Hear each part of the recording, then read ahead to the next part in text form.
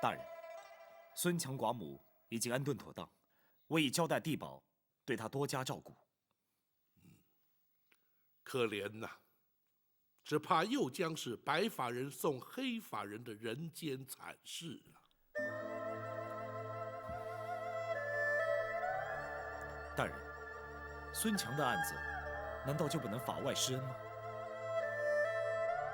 法毕竟是法，依法论罪，任何人也难存侥幸。倘若真是杨豹谎称朝廷研发军饷，那孙强岂非太过冤枉？孙强之言也只是一面之词，未必可以全信。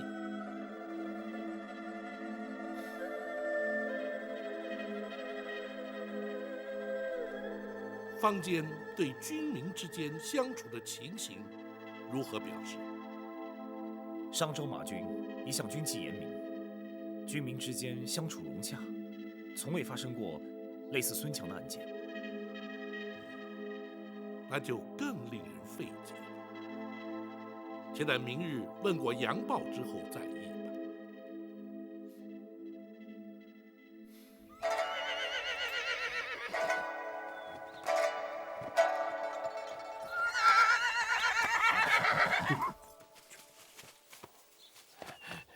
沈指挥，李大人，怎么会突然大驾光临来我这马场？沈指挥，我是带坏消息来的，左卫营出事了。报，出什么事了？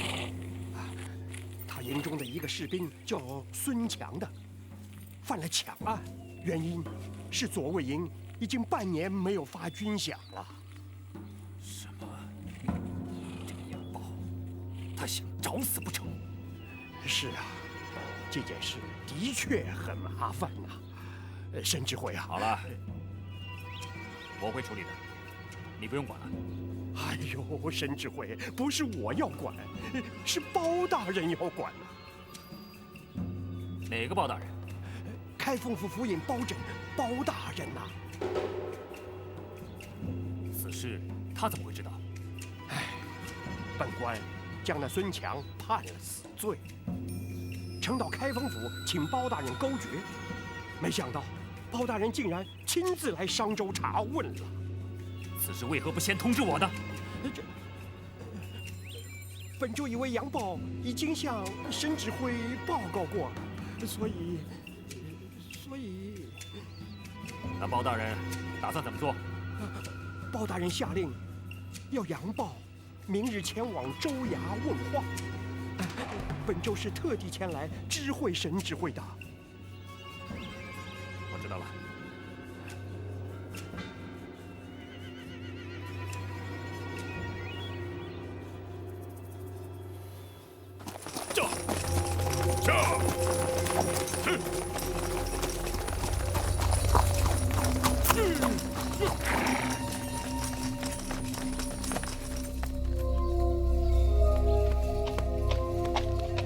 去禀报李大人，商州马军左卫营杨豹求见。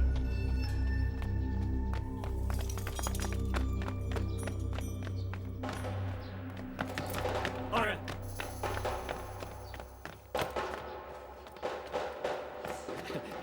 杨大人，你怎么来得这么早啊？包大人要到下午才约见，你是不是记错时间了？下午我会再来，先跟李大人要个人。要什么人呢？孙强。孙强是我左卫营的人，犯了法，当然要由我带回去军法处置。可是杨指挥，这不行啊！万一要是人我带走了，李大人有话，去找我们马军沈指挥说去。杨指挥，杨指挥，哎呀，杨指挥！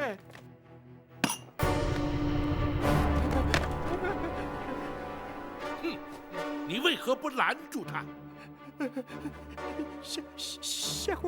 下官拦了，可是我实在拦不住他呀！你，大人，事不宜迟。马军左卫营在何处？在。大人，就在西城外不远，属下已经打听过了。好，请展护卫立刻前往，务必保住孙强性命。本府随后就到。是。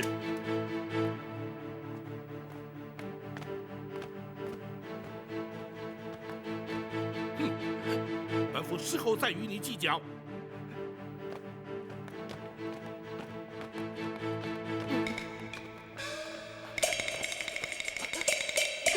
走，快点，走。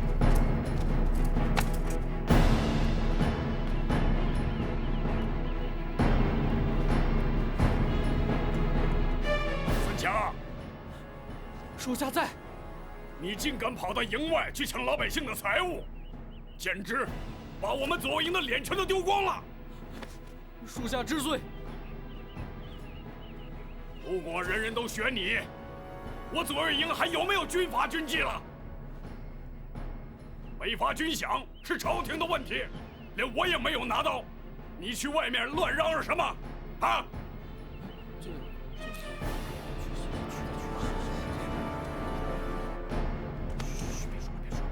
都给我听清楚了，以后谁也不许再提军饷的事儿。要是有人问起，也不许乱说，否则将以泄露军机、军法处置。是。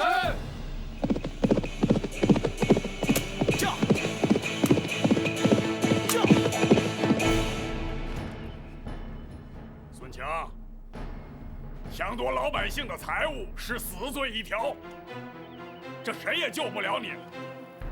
你有什么遗言，就快说吧。属下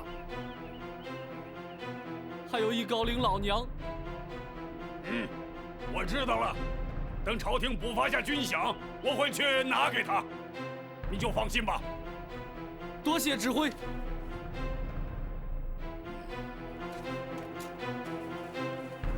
我左卫营的人犯了法，交给州衙处置，只会让左卫营丢人。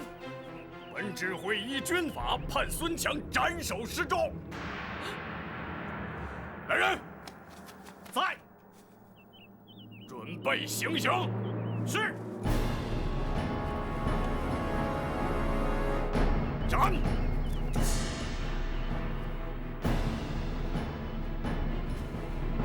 刀下留人。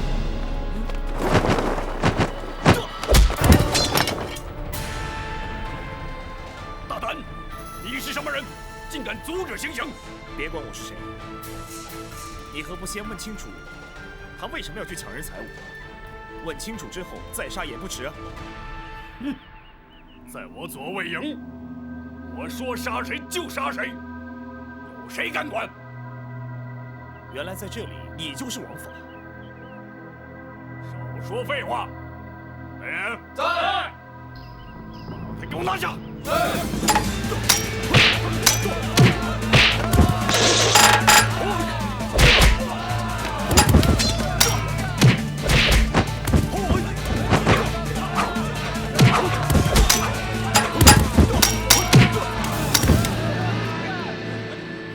都给我退下！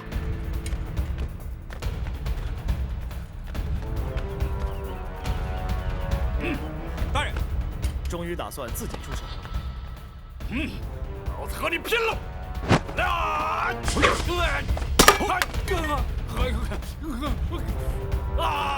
呀！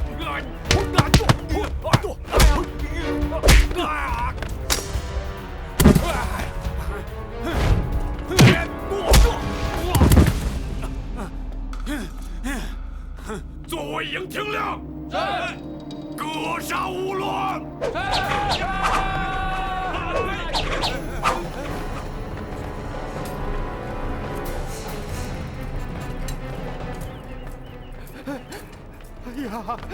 哎呀，别打了！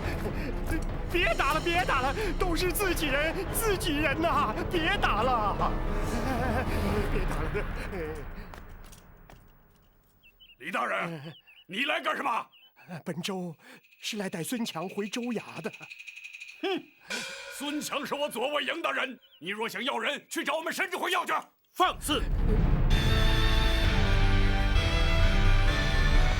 一个小小的营级指挥，竟然对朝廷无品之州如此无礼，难道这也是你们神指挥教的？你又是什么人？大胆！开封府包大人在此，不得无礼。还不快拜见包大人！商州马军左卫营指挥杨豹参见包大人。哼，杨豹，若是本府要将那孙强带走，是否也要找你们神指挥要人？属下不敢。既然如此，还不快放人？是。放人。是，走。你也随本府前往州衙问话。属下遵命。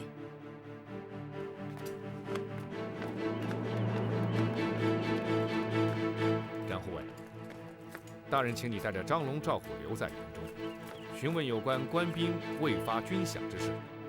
稍后回驿馆之后，再向大人回报详情。好。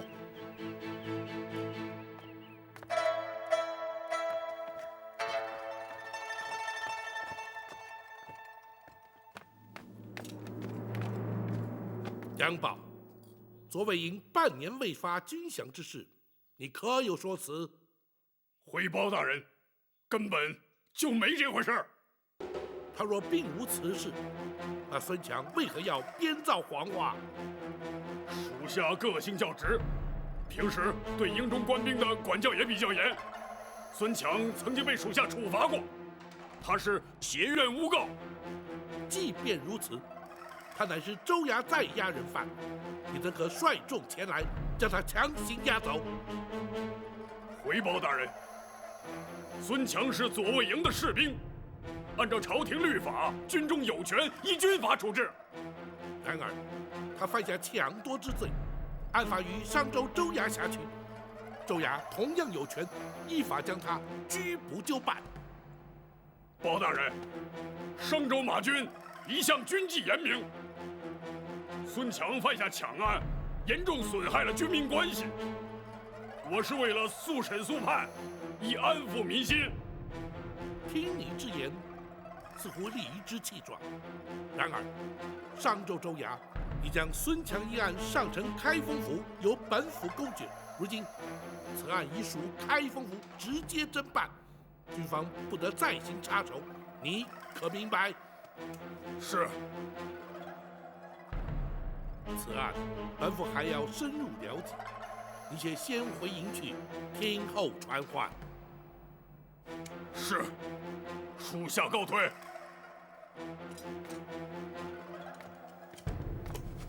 李大人，下官在。你身为商州知州，却让在押人犯遭人任意带走，显然已有失职之嫌。下官知罪，请包大人惩处。哼，在本府查明全案之后，再对你进行追究。你且先将孙强带来，本府有话问他。是，下官立刻去办。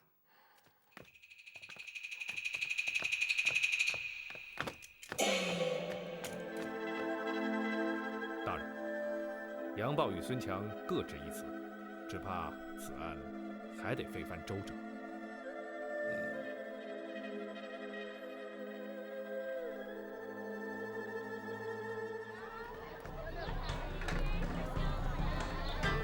小姐，你看那边多热闹啊！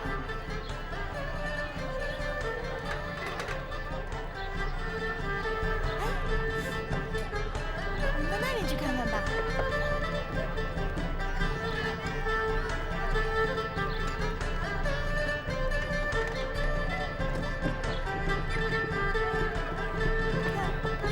看呢，是，不过东北小姐写的好看。小姐呀，真应该常出来走走。你一出门呀，就特别的开心。那是因为今天是偷溜出来的。如果有武进和一大堆士兵跟着，那就一点意思都没有了。将军也是关心你嘛。哎，头饰哎。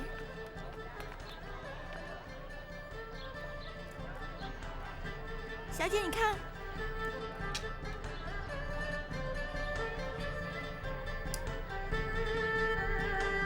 小姐好像戴什么头饰都显得特别的好看。你就会瞎说。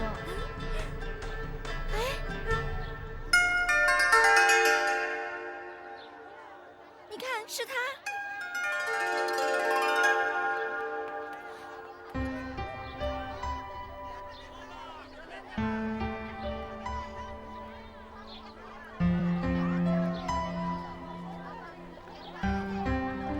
喂，我们又见面了。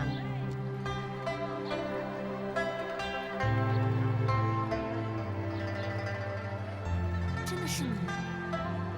是你。你呀，真是可恶，死也不肯说出自己叫什么名字，把我家小姐呀都快急死了。绿珠，在下展昭。展昭。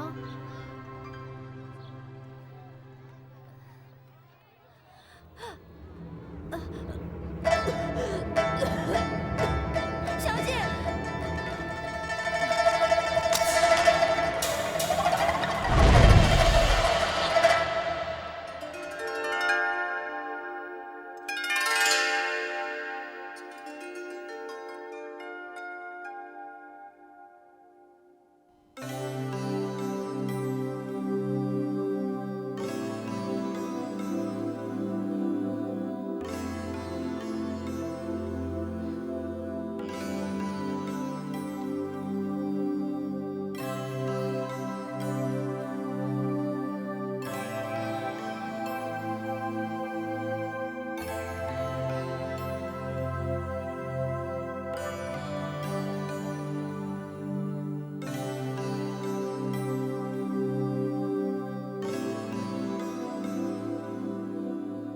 小姐，你终于醒了。怎么了？你刚才昏倒了，是展公子把你送到这儿来的。这是哪儿啊？是驿馆，是外地官员来住的地方。那不行，我不能躺在这儿，扶我起来。哎，小姐，小姐，你这次好像比以前都严重得多，还是多休息一下比较好。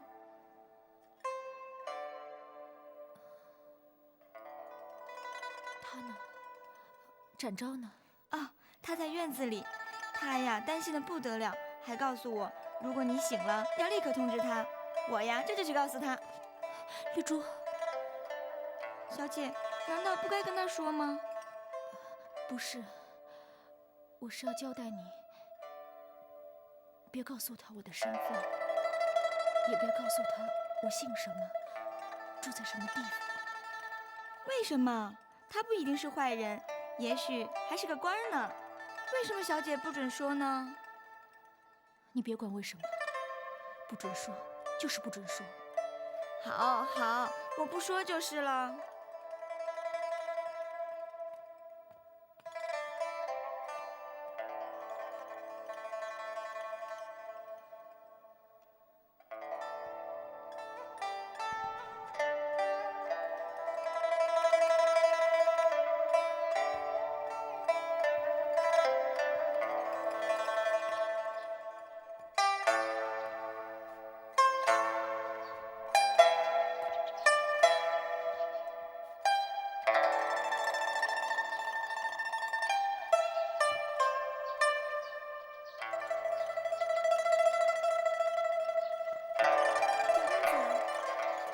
他醒了。醒了，可是身子还是很虚弱，恐怕还得再休息一阵子。他患了什么病啊？不知道，看过好多大夫，谁也说不出原因，谁也治不好。你是说他的病无药可治？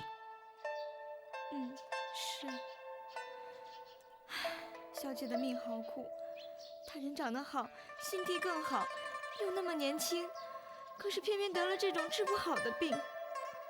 这种病发作起来就痛得不得了，可是过一会儿又没事儿了。只是小姐经常被这样的痛苦折磨着，连我看了都难过的不得了。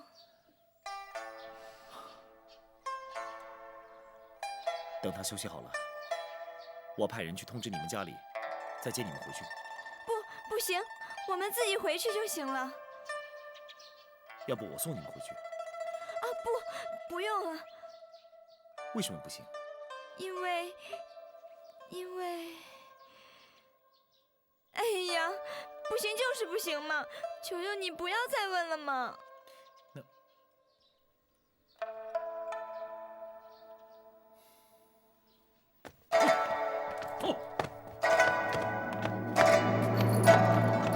跪下！包大人，小人说的全是实话，真的半年没发军饷了，请包大人明鉴。然而杨指挥却声称你是挟怨诬告，冤枉了大人！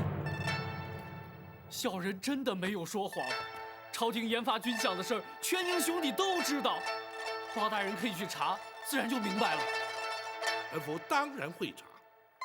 大宋朝廷80万禁军之中，为何单单研发你左卫营的军饷？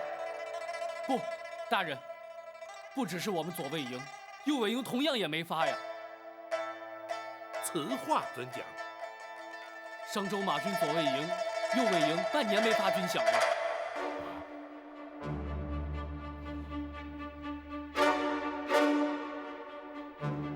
孙强，此事真相如何？本府自会查个水落石出。你且在牢中安分守己，静候传唤。是。李大人，下官在。将孙强还押大牢，无关之人不得擅入，任何人不许探监。是。来人，在。押下去。是。走。那右卫营指挥又是何人？回包大人，是杨豹的哥哥杨彪。兄弟二人同时收在帐下，倒不多见了。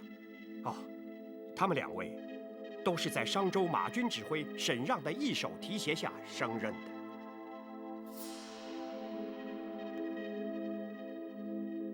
好，传本府令谕，要沈让立刻前来州衙一见。是。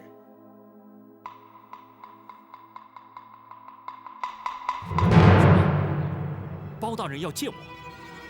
是。李全派人前来传话，包大人正在州衙等候将军，想必是为了杨豹营中士兵孙强的事情。说能够自己解决，如今还是让包大人找上了我，真是成事不足败事有余。将军，要不要找个理由推辞不去？不行。若是愚公推得了一时，推不了一世，迟早总得面对。若是于私，他来商州，我理当前去拜见。多年不见，我总该去请安为好。将军和包大人是旧识。不仅如此，他还是我的恩人。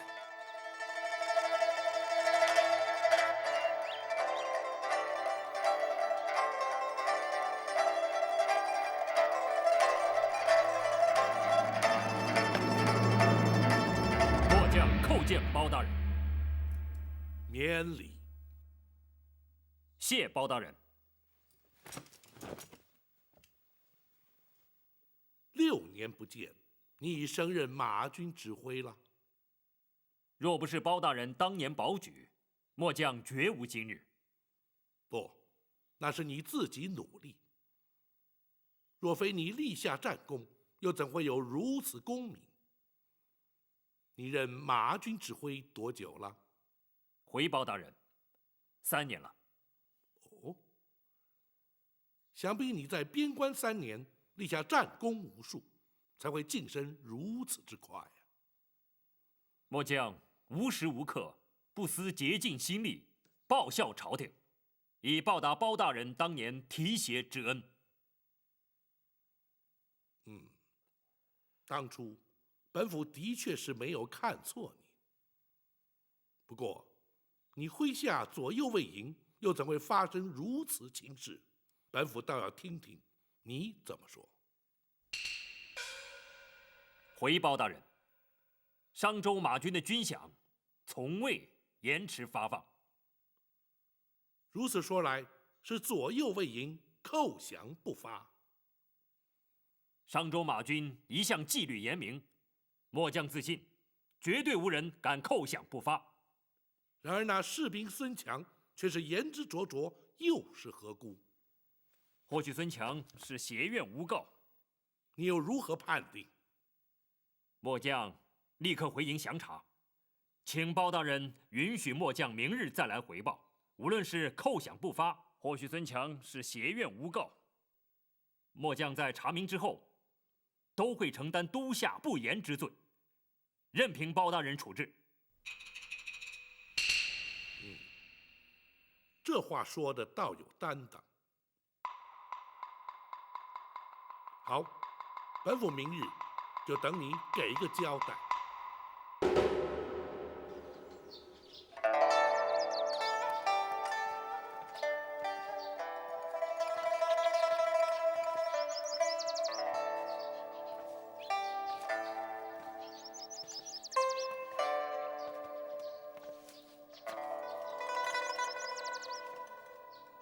长公子，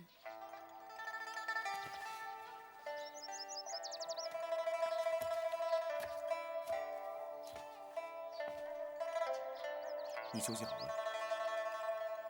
休息好了，体力也恢复得差不多了，谢谢你。不用谢我，你自己多保重。其实我早就习惯了。在旁人看来，我的这种情形，他们会特别惊讶。不过我自己倒不觉得什么。你确定不需要我送你？不需要，我自己可以走。告辞了。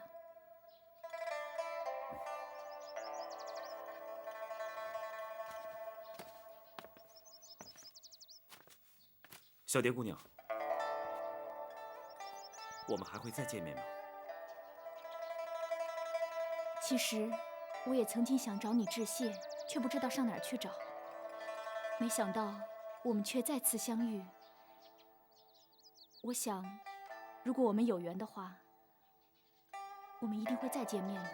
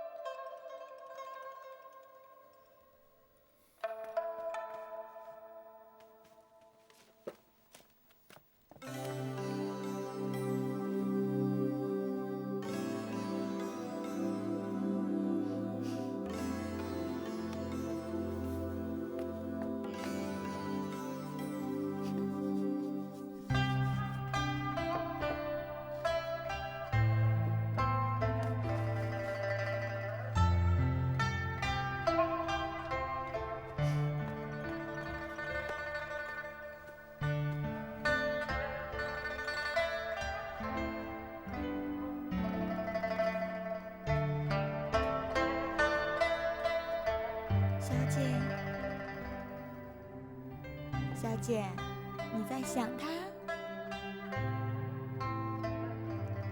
不，我没有。别瞒我了，我跟你这么多年了，你想什么，我会不知道吗？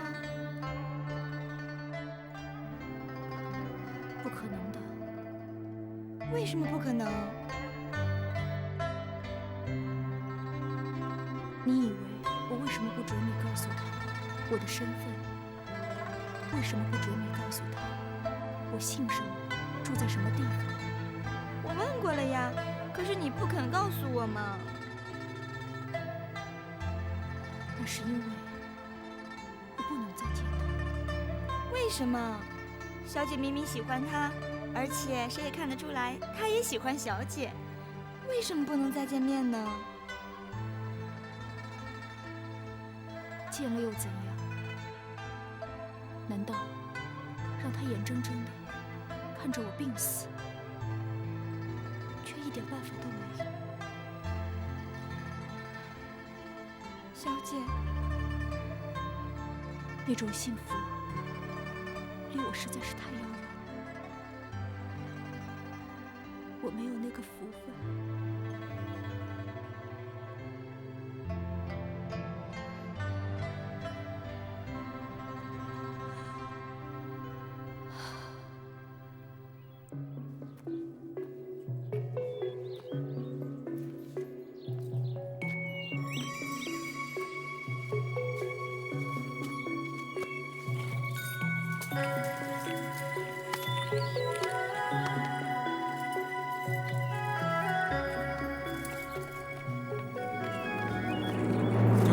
他们来了。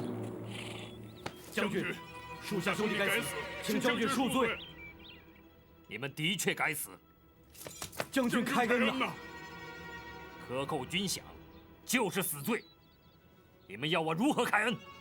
将军，请看在我兄弟二人追随多年，网开一面吧。你们还有脸提？若不是我一再提拔你们，凭你们的能力，怎么可能升到营级指挥呢？如今你们就这样来报答我，还敢要我网开一面？你们技武家累，俸银也不低，怎么会不够用呢？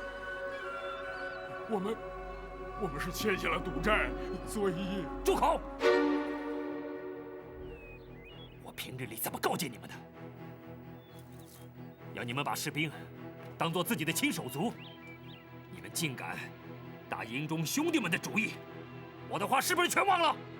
属下不敢忘，实在是万不得已才出此下策。住口！我上州马军一向严守军纪，从不扰民。如今你们克扣军饷，还逼得士兵去抢夺百姓的财物。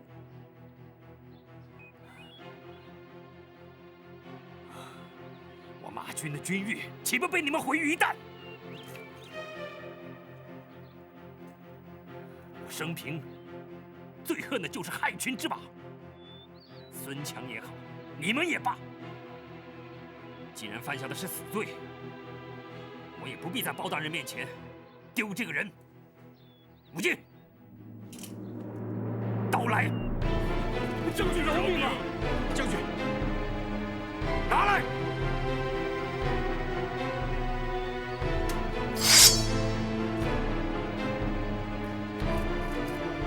我亲手杀了你们，安消我心头之恨。将军饶命啊！将军，属下有办法解决。将军息怒，息怒啊！将军，杀了他们也于事无补，还是听听杨指挥有什么办法。事到如今，还有什么办法？将军，属下回去立刻把军饷全数补发，并且补到饷册。这件事就像完全没有发生过一样，绝不会损害上州马军的军誉的。包大人明察秋毫，你们以为能瞒得了他吗？属下会想出办法，让包大人深信不疑。将军，让他们试试吧。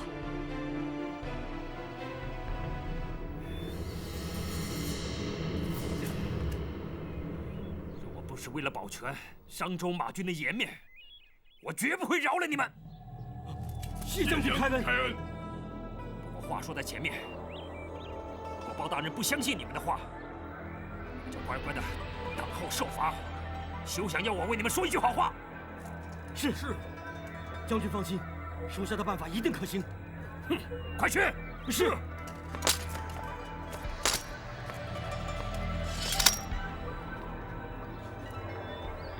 你为什么要替他们求情？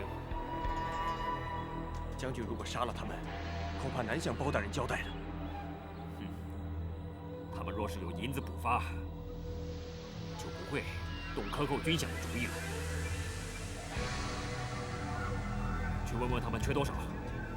你回到府里去见店长吧，要不他们必定会惹出更多的麻烦来。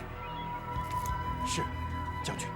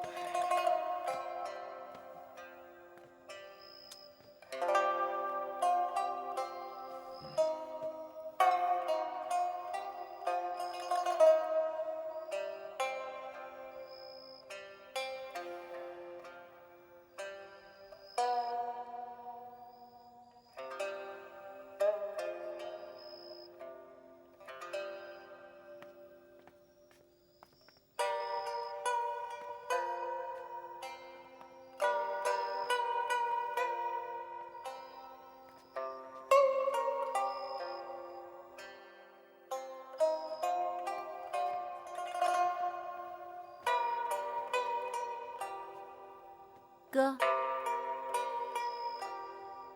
哥。哦，小蝶，坐。你不在房里休息，出来干什么？听说你一回府就一个人待在厅里生闷气，是不是军营里出了什么事啊？没什么，只是有个士兵和百姓发生纠纷。虽然是件小事，不过挺烦人的。你一向严格要求军纪，难怪会心烦。不提这些烦心事了。对了，你今天是不是又溜出去了？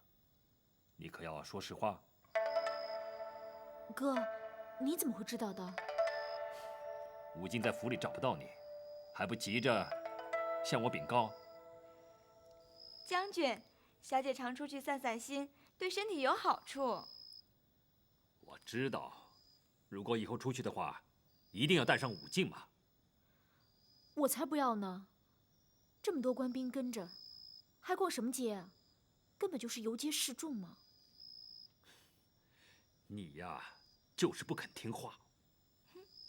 幸亏今天没人跟着，否则呀，小姐就遇不上那个人了。遇到谁了？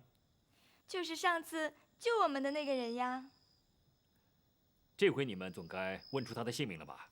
嗯，问出来了呀，他叫展昭。那你向他道谢了吗？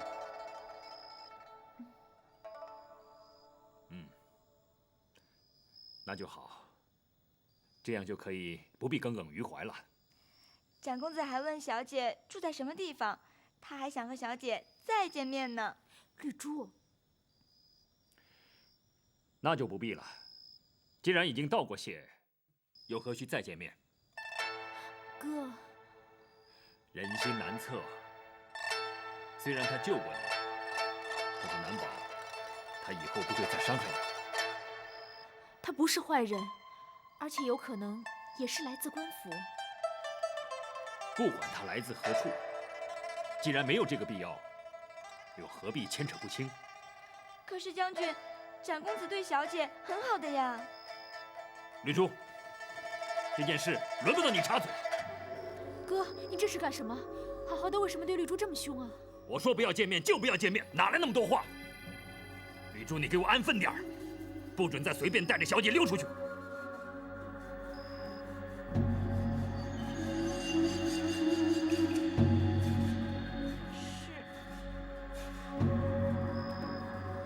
哥，你不能这么怪他，一切都是我自己做的主。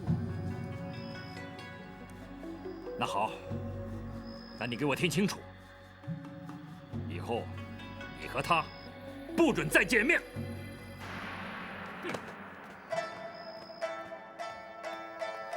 哥，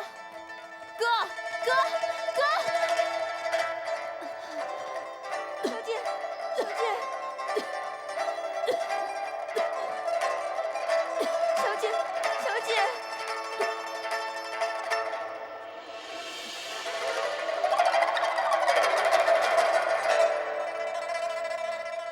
小姐，小姐，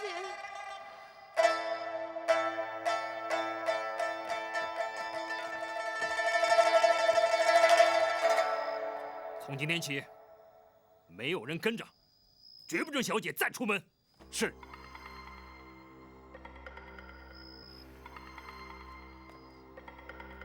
将军，能否容武敬多问一句？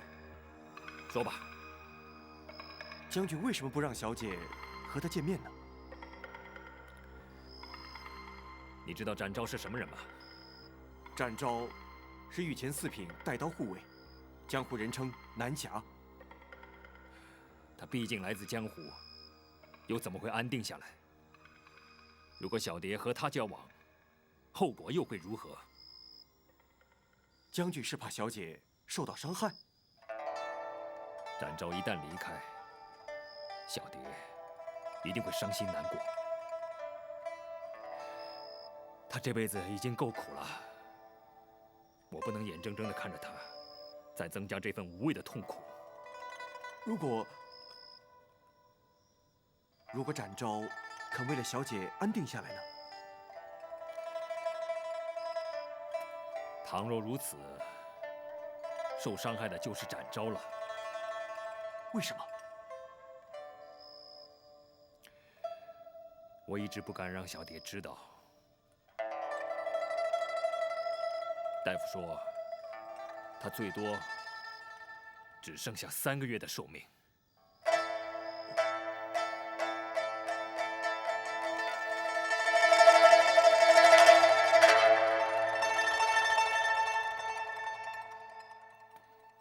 小姐，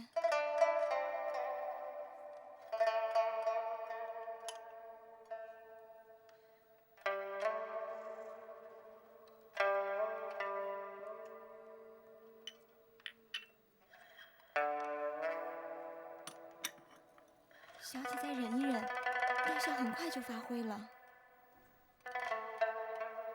这药丸只能止痛，病根本就治不了。小姐吐血的次数越来越多了，这样下去怎么得了？大概是时辰快到了吧。不，小姐，你不可以死！傻丫头，人总难免一死，只是迟与早罢了。我并不依恋这条命。可是现在长公子出现了。那又如何？况且，哥哥已经说了，不准再和他见面。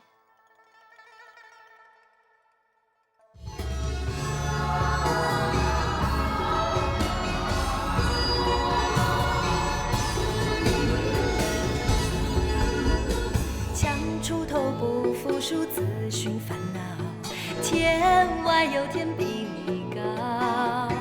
大富贵比不上身体好，无忧无虑品尝心到老。